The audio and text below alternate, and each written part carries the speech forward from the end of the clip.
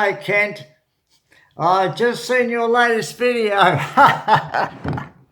Very good. I like it when you're very uninhibited. I got nothing much to tell you. My movie called Flathead is going to a film festival in Holland. It's on my Facebook page if you look it up. It's black and white and it's Anyway, I explain it on my Facebook page. I'm going to read from my autobiography, so to give you the gist of why I turned out the way I am.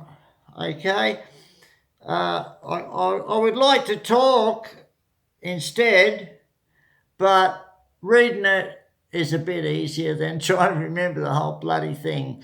All right, when I was 7 in Adelaide, South Australia, there was a giant rainstorm.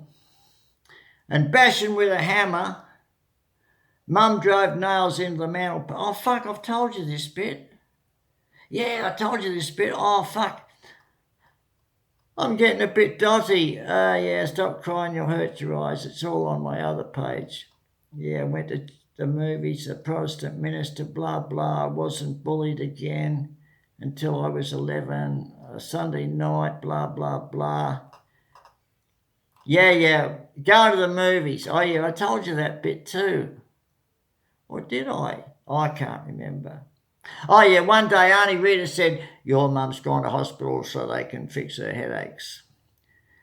So I got prepared for my usual Wednesday night at the movies. I used to go on my own when I was 8 or 10 and 9 or 10. Kids did that in those days. But Dad insisted that I go with him to the hospital.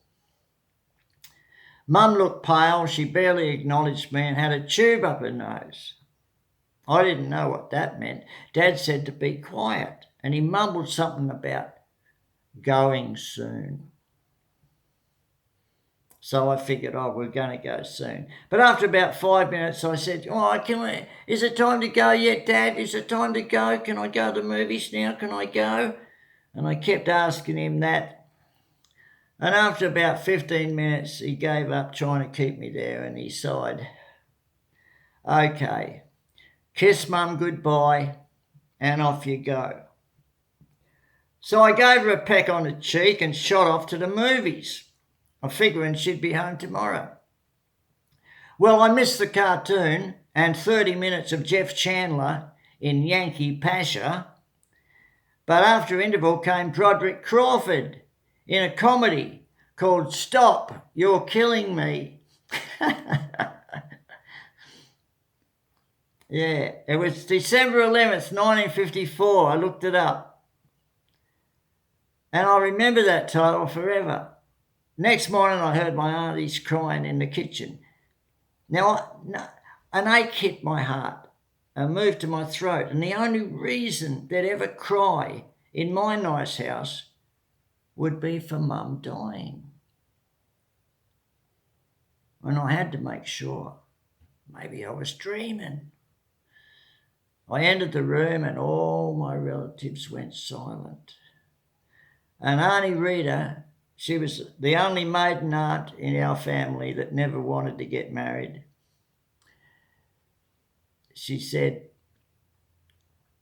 Peter, because that was my name back when I was a kid, Peter, there's something we've got to tell you.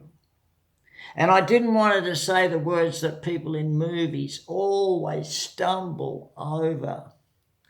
So I told him, it's all right, don't worry, I know. And everyone went quiet again. And Rita said, what do you know? And I steeled myself and I said, Mum's dead. Well, no one denied it, so I knew it must be true. So my heart ached and I cried. I'd never see my lovely mum again. Auntie Rita went and got me a book written by F. Morris Speed, and it was called Film Review Annual of 1954. She gave it to me to calm me down, and it worked. I lost myself in the facts, the plots, the lengths, the actors and the directors of every movie released in 1954. My going to Mum's funeral was not discussed. I'd gone crazy. Imagine her buried body was cold and lonely in a grave. So it was the right choice. While others went to the funeral, I stayed home and I invented hallway football. You roll up a pair of thick socks so you can tell which end is open and which end is closed. You toss up the sock, you catch it, and whichever goal the open end points to is where you then kick. Each kick should travel 1/6 or 1/5 the distance between the two goals at the end of the hallway.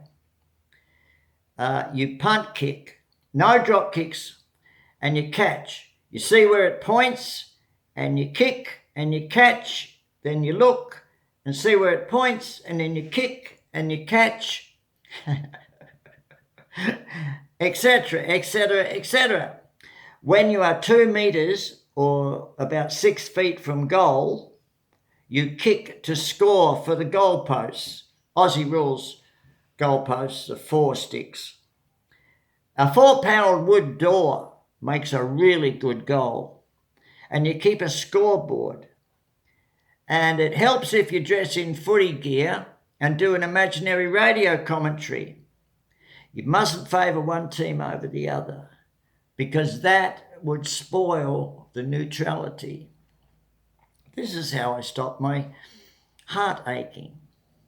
And I mourned my mum with tears for a couple of days and then went back to school. Kids surrounded me. Your mum died, didn't she?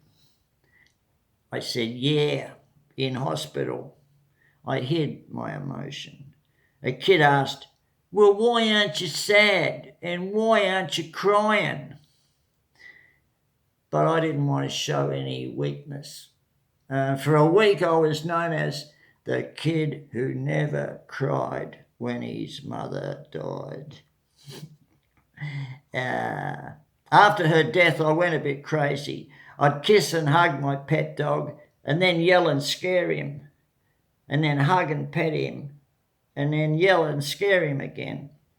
I'm sorry, Tuffy. Those 5 minutes of bad karma caught up with me later. But then, okay, this is the end of the chapter today. Mum's parents took me on vacation. Yeah, I'll tell you about that next time. All right, I had nothing else to say to you, Kent. So I thought I'd read a bit of my book, The Great Epic. Every cool cat like us should bloody have a book like this, you know. You got to get one going. I bet you got one somewhere, probably in that house you had to get out of. But, you know, it's all up here. I'd like to hear your story. Anyway, that's enough for now. I don't want to get a bromance going. Okay, over and out.